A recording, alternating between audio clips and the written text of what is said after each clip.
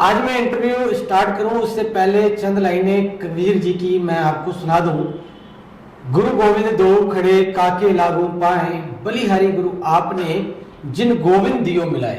सो इनका अर्थ ये है कि अगर गुरु गोविंद दोनों खड़े हैं तो किनके पैर पहले छुए जाएं। सो ये एक असमंजस सा रहता है मन के अंदर। पर जो कवि हैं कबीर जी वो कहते हैं बलिहारी गुरु आपने, गुरु जी के बलिहारी जा रहे हैं और उनका धन्यवाद करें जिन गोविंद दियो मिलाए, जिन्होंने परमात्मा को मिलने का रास्ता मार्ग दिखाया है। नमस्कार, मैं हूं बजरंगी पांडे और आप देख रहे हैं जेवीसी अपडेट। आज हमारे साथ स्टूडियो में बने हैं मुख्य मेहमान जो कि अध्यापक भी हैं और साथ के साथ समाज सेवी भी हैं।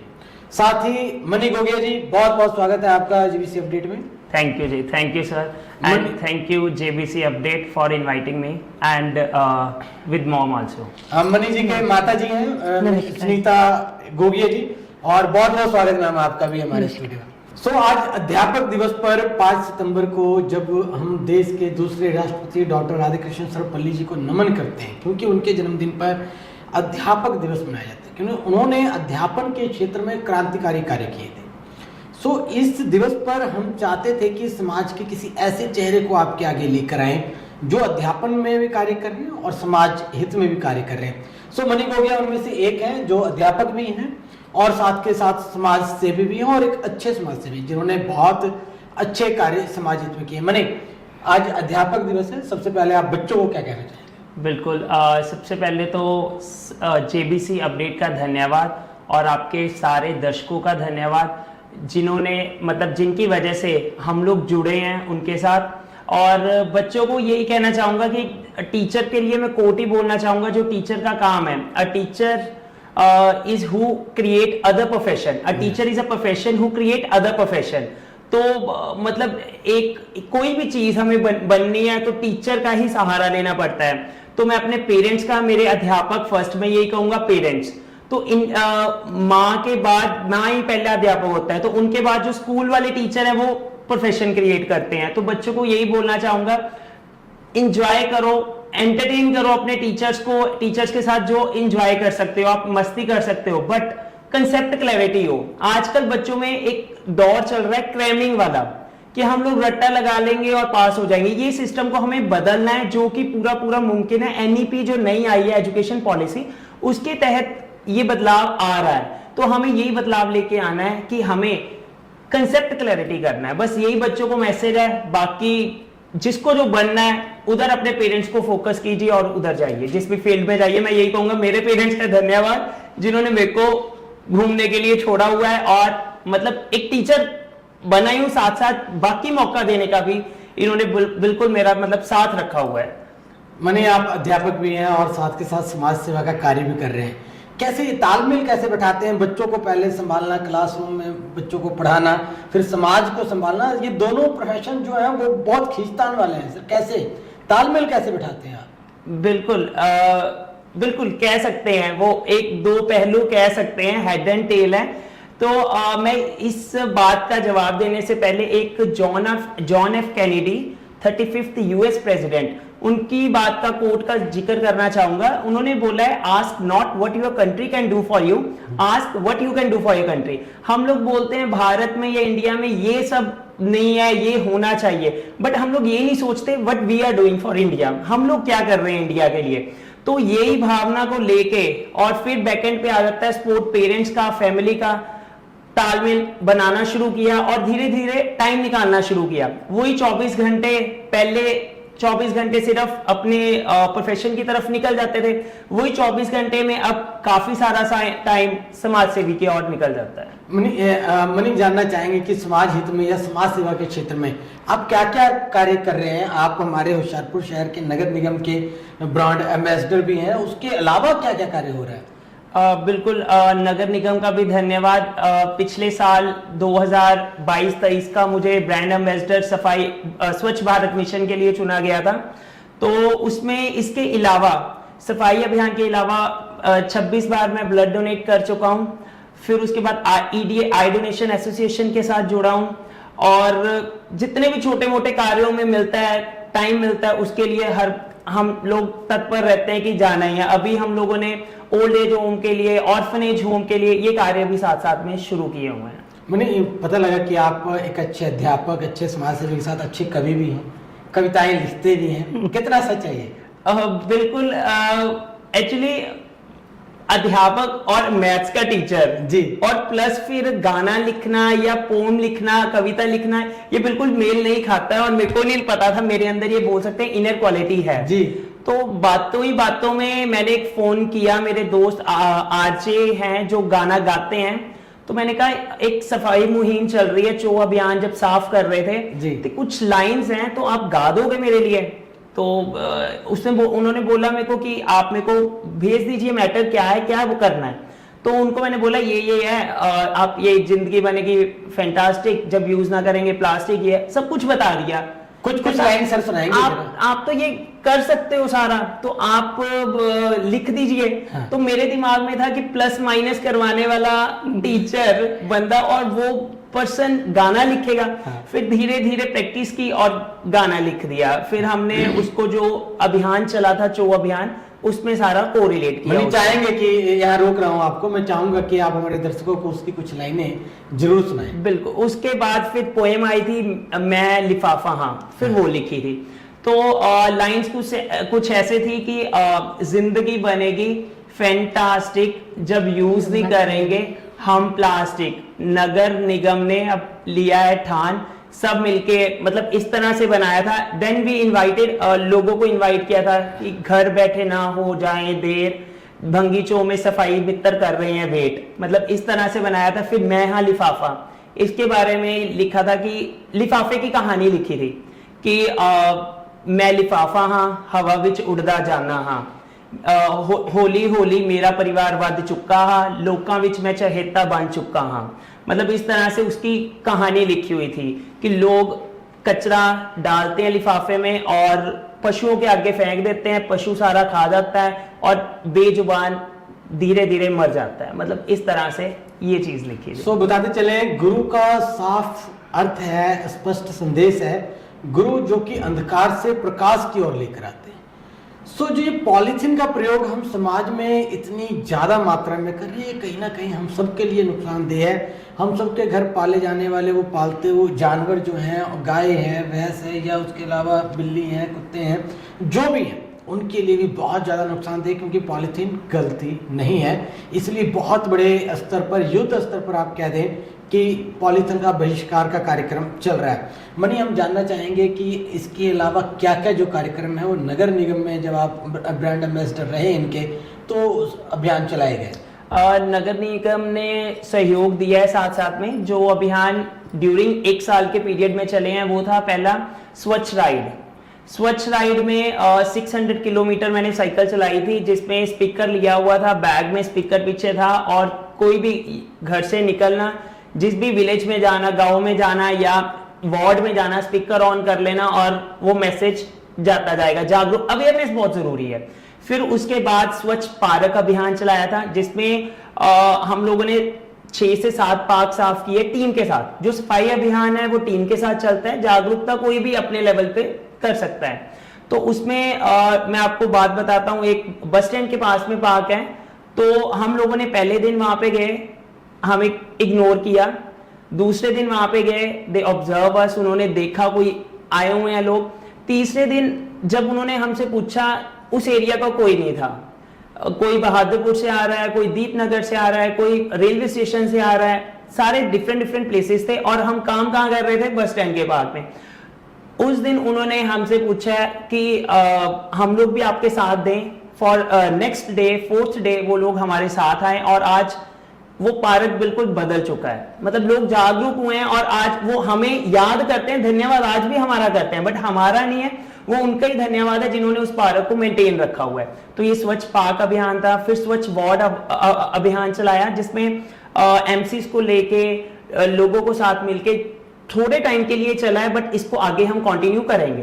तो ये अभियान चलाया हुआ है। फिर उसके बाद अब हमारा इको ब्रिक चैलेंज है, जो प्लास्टिक की बॉटल्स को लेके उसमें ड्राई वेस्ट डालना है, जिसमें हम फ्लावर पॉट बना रहे हैं, बच्चों को सर्टिफिकेट प्रोवाइड करवा रहे हैं। जीडीसी स्माइल फाउंडेशन है जो कहते हैं कि हम लोग भी कंट्रीब्यूट करेंगे, तो in the form of certificates they are distributing. तो उसमें बच्चों को जो भी बॉटल्स बनाते हैं उसकी हम सर्टिफिकेट उनको देते हैं, क्योंकि एप्रिसिएशन जरूरी है। मैं चौक में खड़ा होता हूँ, अगर मेरे को कोई एप्रिशिएट कर दे 2 दिन और लगता है कि इसने बूस्ट कर दिया, एनर्जी मिल गई है, अब अगले 2 दिन के लिए मैं तैयार हूँ। तो यही चीज रहती है। हम लोगों ने वो बॉटल्स बनाई हैं। अभी एक प्लान चल रहा है विद नगर निगम के सपोर्ट के साथ ही इको वॉल्ट रेडी करने वाले हैं, वो आने वाले दिनों में होशियारपुर को हम देंगे। मनी, बात की आपने चौक पे खड़े होते थे, अक्सर शाहपुर वासी आपको और आपके एक साथी होते थे सरदार हरजिंदर सिंह हरगड़िया, वो एक बोर्ड लेकर के और आप एक वो बैनर वो होता था जो एप्रन टाइप, वो आप पहन के अक्सर चौक पे खड़े होते थे। आजकल आप कम बहुत ज्यादा नजर आ रहे हैं, क्या कारण है?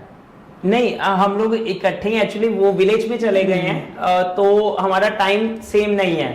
तो जब तक कोरोना तक हम लोग इकट्ठे थे, फिर कोरोना आ गया, घर से शुरू किया अभियान। उसमें मैं कोरोना के टाइम पे बच्चों को कोई ना कोई एक्टिविटी देता था, like clean the table activity, आज हम लोग अपना डाइनिंग एरिया साफ करेंगे। मतलब कोरोना दौरान भी ये वाला ऑनलाइन वाला कह सकते हैं, जो जैसे ऑनलाइन स्टडी हुई थी वैसे ऑनलाइन अभियान हो गया था, तो ये चीज चलाई। फिर उसके बाद वो शिफ्ट हो गए विलेज में, फिर उसके बाद हम लोग सिर्फ अभी फोन में कोऑर्डिनेट करते हैं या सोशल मीडिया पे ही हैं। सोशल मीडिया पे कोऑर्डिनेट करते हैं। सो इसके अलावा मनी, हम जानना चाहेंगे कि जब आपने पार्क का अभियान चलाया, स्वच्छता का अभियान चलाया, कोई पार्क आपने आइडेंटिफाई किया था या फिर पार्टिकुलर किसी पार्क को निश्चित किया गया, ये सभी पार्कों में आप अभियान चला रहे हैं अभी? नहीं, कुछ पार्क तो ऐसे थे जो सोनालिका ने अडॉप्ट किए हुए हैं और वहां पे बहुत अच्छा काम चल रहा है, उनको जो भी रिक्वायरमेंट है वो हो जाती है। हम लोग आइडेंटिफाई करते थे कि थोड़ा कचरा जहाँ पे हो या हम लोग श्रमदान दे सकें, तो 6 से 7 पार्क ऐसे थे जिसमें ये अभियान चलाया था। जैसे कि इधर आ जाता है बसंत नगर आ जाता है, या फिर बस स्टैंड वाला पार्क बताया है, ये दक्षिण पुणे रोड में है। मतलब इस तरह से पार्क आइडेंटिफाई किए थे। अध्यापन के क्षेत्र में आप आए, कब आपने ये सोचा कि आप अध्यापक बनेंगे, आप बच्चों को पढ़ाएंगे, आप उनको निखारेंगे, समाज सेवा में लेकर आएंगे, राष्ट्र सेवा में समर्पित करेंगे? बिल्कुल, अध्यापक बनने का सपना था ही नहीं कह सकते हैं। 2011 से 13 में जब मैंने पोस्ट ग्रेजुएशन की, MBA की, उसके बाद मेरी कैंपस प्लेसमेंट हुई एक्सिस बैंक में।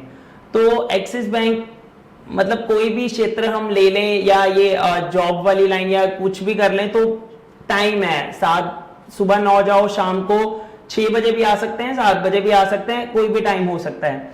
तो 7 महीने में ही नो डाउट वहां पे मेरे को अच्छा रिस्पॉन्स मिल रहा था, सब अच्छा स्टाफ था, सब कुछ अच्छा था। इवन के 1.5 महीने के बाद ही मेरे को हेड कैशियर बना दिया गया, कोई ट्रेनिंग के लिए स्पेशल सेशन नहीं लगवाया, तो बहुत अच्छा काम चल रहा था। फिर 7 महीने बाद मैंने बैंक को छोड़ दिया। दिमाग में सिर्फ ये था कि अपना कुछ करके देखना है। एक्चुअली कॉम्पिटिटिव एग्जाम्स की मैं तैयारी कर भी रहा था और दे भी रहा था, तो उस दौरान फिर आया नहीं, टीचिंग लाइन में चलते हैं, तो साइड बाय साइड टीचिंग शुरू की और वो मैंने छोड़ के 2013 से फिर प्रॉपर टीचिंग में आके, और टीचिंग में आके जो मेरे को टाइम समाज सेवा का मिला है वो मैं धन्यवाद ही करना चाहता हूँ कि परमात्मा का, कि जो टाइम टीचिंग से आके इधर मिला है मेरे को, वो मेरे लिए शायद बना हुआ था, जो बैंकिंग सेक्टर में सिर्फ 7 महीने का ही मैंने टाइम निकाला। मैंने आज आपका दिन है, हम जानना चाहेंगे, आप अपने दर्शकों को भी बताना चाहेंगे एक अध्यापक का जीवन कैसा रहता है? बिल्कुल, हम लोग हर चीज को लेके चलते हैं। जैसे कि सबसे पहले कोच से ही बात शुरू हुई थी, teacher is a profession who create other profession. तो इसमें काफी सारी दिक्कतें भी आती हैं। अगर हम लोग बात करें प्राइवेट टीचर की या गवर्नमेंट टीचर की, क्योंकि सब स्कूल्स या सब ऑर्गेनाइजेशंस तो एक जैसी नहीं है, बट अभी भी कहीं ना कहीं टीचर को हम उतना नहीं लेवल मानते, बल्कि ये IAS बना रहा है, PCS बना रहा है, डॉक्टर बना रहा है। बट कुछ ऑर्गेनाइजेशंस ऐसी हैं जो थोड़ा सा, मैं कहना चाहूंगा, नहीं कहना चाहिए, शोषण हो रहा है, तो वो थोड़ा सा संभलना पड़ेगा हमें उस चीज में लेके भी। नो डाउट आज की डेट में काफी सारे इंस्टीट्यूशंस या मैनेजमेंट्स ऐसी हैं जो टीचर को मानती हैं कि हाँ ये टीचर है, यही आगे बच्चे हमारे नेशन बिल्डर यही बनाएंगे, जो टीचर है वही आगे, youth is a nation builder. तो वो कौन है बिल्डर, कौन है, हम लोग हैं। तो कुछ तो समझते हैं, बट कुछ अभी कमी है। मैंने एक तरफ सरकार लाठीचार्ज कर देती है अध्यापकों पर जो कि अपना हक मांग रहे होते हैं, बिल्कुल। दूसरी तरफ अगर आप किसी बच्चे पर हाथ उठा देते हैं तो वो आगे लड़कों का झुंड बनाकर आपको घेर लेते हैं, आप पर हाथ उठा देते हैं, मारपीट पे उतारू हो जाते हैं। कैसे देखते हैं आप समाज के परिवर्तन को?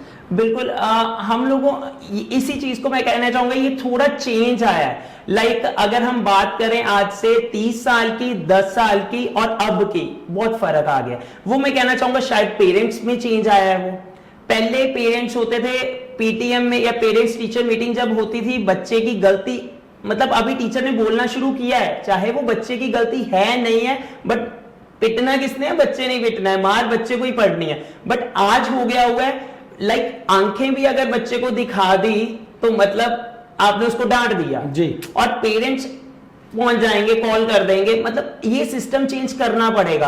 और दूसरी साइड अगर टीचर्स अपने हकों के लिए लड़ते हैं तो लाठियां खाते हैं। मतलब ये बदलाव जो आया, ये गलत कह सकता हूं दिशा में है, या इसको बदलना पड़ेगा। और आज आपके माध्यम से उम्मीद है कि टीचर्स की जो रिस्पेक्ट, लाइक हम लोग क्या करते हैं, आज बच्चा कुछ बच्चे, सारे तो ये नहीं कहूंगा या सारे टीचर्स ऐसे नहीं है, निकल जाते हैं सीधा। और पहले जमाने में पहले हम लोगों को हमारे टीचर्स मिलते हैं, हम एक तो स्माइलिंग फेस और हम लोग आशीर्वाद लेने के लिए उनसे रुकते हैं कि आशीर्वाद मिलेगा हमें। और आज का चलो कोई नहीं, जाने दो। मतलब ये चेंज आना जरूरी है। आज टीचर्स बच्चों को मिलते हैं तो बुलाना भी पसंद नहीं करते हैं। सो ये बड़ा परिवर्तन जो इस क्षेत्र में है। साथ में हमारे साथ मनी के मम्मी भी जुड़े हैं, तो अगर उनसे बातचीत ना हो तो शायद अन्याय होगा ये।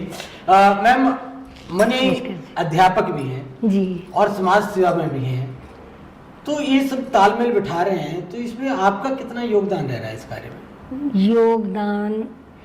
योगदान तो है बहुत ज़्यादा, पर मैं सोचती हूँ, पहले मैं इसको मना करती थी पे नहीं जाना, लोग क्या कहेंगे, अभी तेरी शादी नहीं है तो क्या तू खड़ जाता है बैनर डाल के, किसी को नहीं पसंद है। जी। फिर कईयों ने क्वेश्चन करने, आपका बेटा क्या कर रहा है, क्या है, वो तो बैनर डाले है, ये है वो है, क्या मिलता है इसको। पर इसके अंदर जब मैंने एक दिन रात को 11 साढ़े 11 बजे ये आया घर, मैंने कहा बेटा मैं इंतजार कर रही थी तेरी, मेरी आंखों में आंसू थे उस टाइम।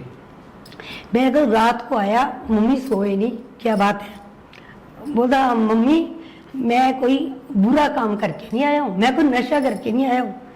मेरे को गर्व हो गया इसके ऊपर, मेरे को प्राउड है बेटा तेरे ऊपर।